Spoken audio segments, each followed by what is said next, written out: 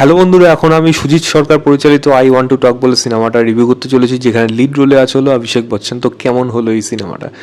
গল্পটা ছোট্ট করে বলি, একটা সত্য ঘটনা অবলম্বনে, এবং অর্জুন বলে একজন ব্যক্তি রয়েছে যার জীবনে এখানে উঠে এসছে। তার কি কারণ?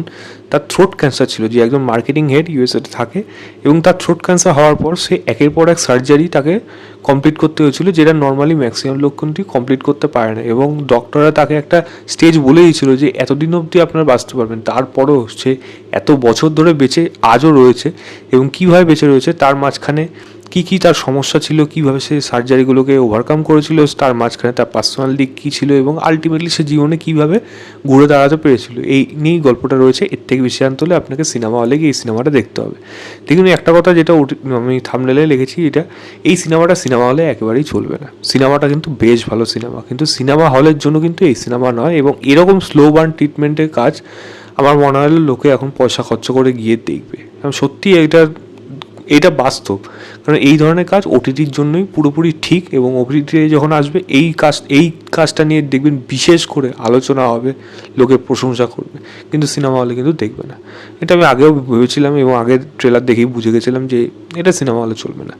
বাট সিনেমার মধ্যে প্রচুর ভালো দিক আছে এবং কিছু খারাপ দিক রয়েছে এই কাজটার মধ্যে। প্রথম ভালো দিক যেটা বলবো সেটা হলো পারফরমেন্সে, সেটা হলো অভিষেক বচ্চন।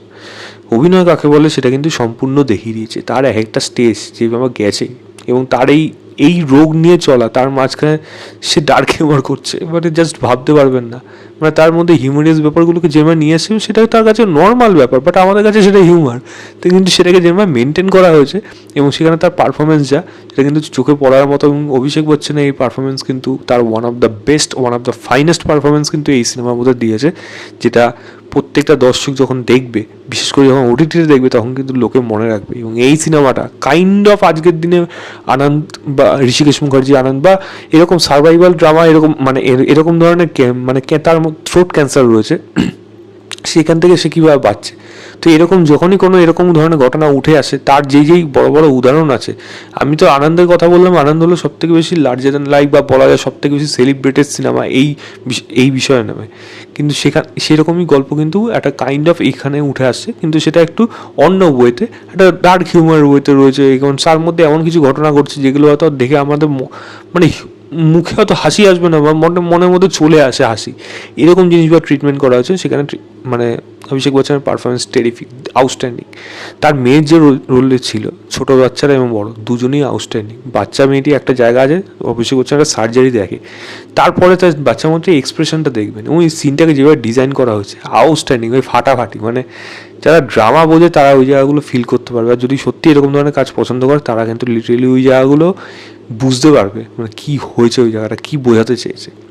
এবং তারপরে বড় মেয়েটাই যখন আসে, যে অভিষেক বচ্চন, সে ডিভোর্সি, এবং তারা সেপারেশনে রয়েছে।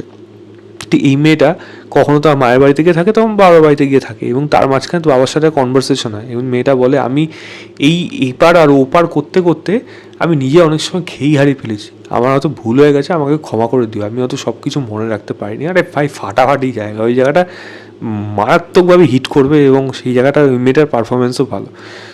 বাকি সবার পারফরমেন্স, এখানে যারা ডাক্তার যে আছে তার সাথে অভিষেক বচ্চন কনভারসেশন, সেটা অবশ্যই ভালো।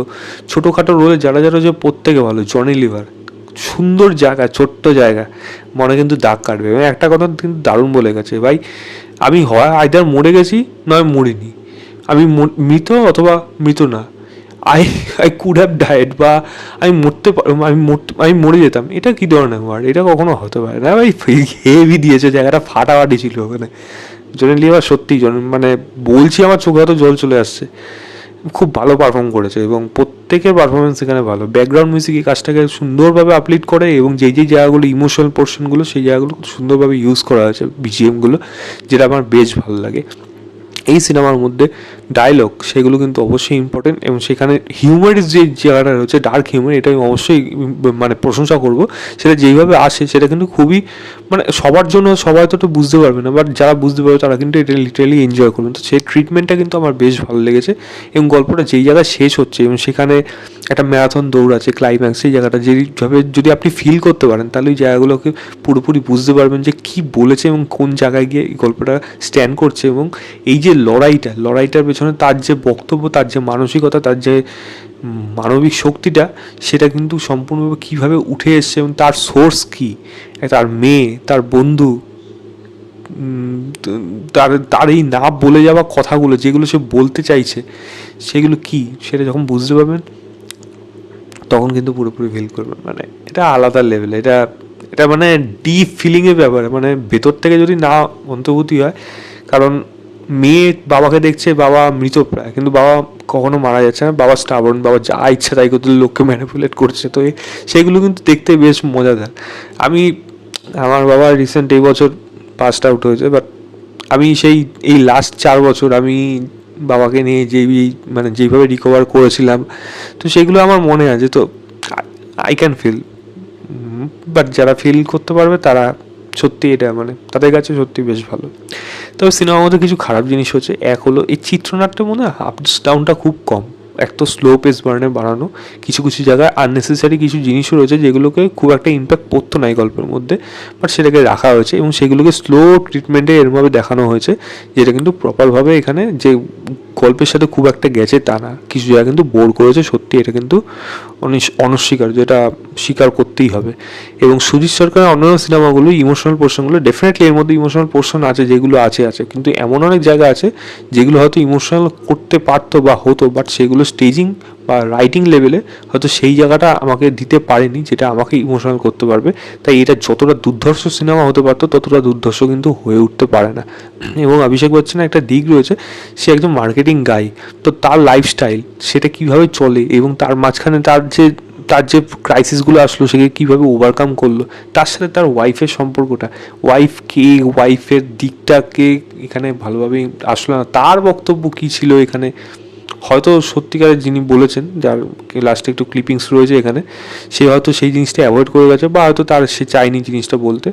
আর মনে হয় কিছু ইমপ্রুভমেন্ট করে কিন্তু সেগুলোকে করা যেতে পারতো, তার এটা একটা কমপ্লিট গল্পের দিকে কিন্তু এগোতে পারতো, বাট সেটা কিন্তু হয়ে উঠতে পারেনি, যার জন্য এই সিনেমাটা সেখানে কিন্তু একটু সাফার করবে। তো আমার কাছে এই সিনেমাটা ডেফিনেটলি একটা ভালো সিনেমা, আমি তো রেকমেন্ড করব সিনেমা হলে যান, গিয়ে এই অভিনয়ের প্রশংসা কীভাবে, অভিনয়টা আপনার যেন পয়সা উসুল করে দেবে এইটুকু আমি গ্যারেন্টি দিয়ে বলতে পারি।